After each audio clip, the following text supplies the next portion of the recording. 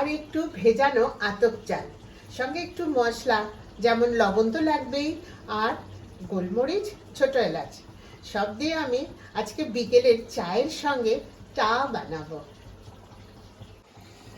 লবণ দিয়ে সেদ্ধ করে রাখা আলুগুলোকে প্রথমে স্ম্যাশ করে নেব।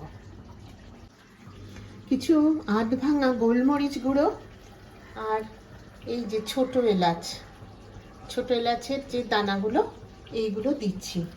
আলুটাকে স্ম্যাশ করে নিয়েছি, সঙ্গে এগুলোকে মেশাচ্ছি। ভিজিয়ে রাখা আতপ চালগুলো আমি গ্রাইন্ডারে দিয়ে দেবো।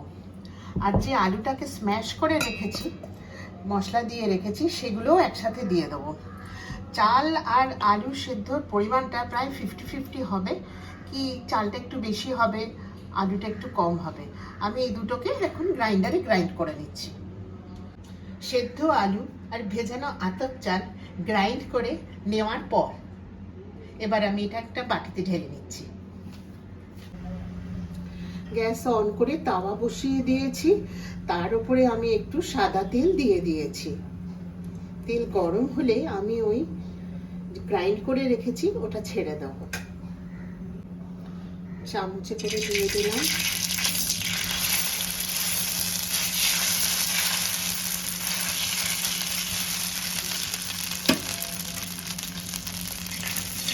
গ্যাসটাকে সিম রেখেছি,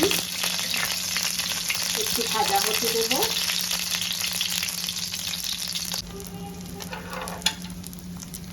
চায়ের সঙ্গে যে চা বানাচ্ছি সেগুলো এপিট ওপিট করে ভেজে নিয়েছি।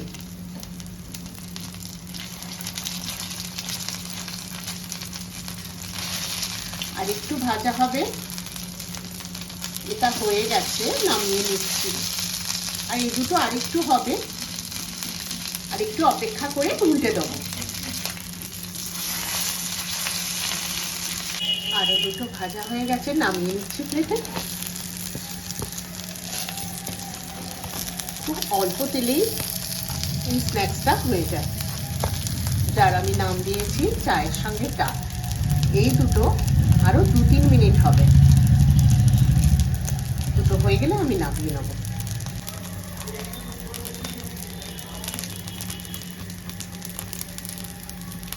যে দুটো বাকি ছিল সেই দুটো ভাজা হয়ে গেছে, 1 থেকে 1.5 মিনিটের মধ্যেই ভাজা হয়ে গেছে।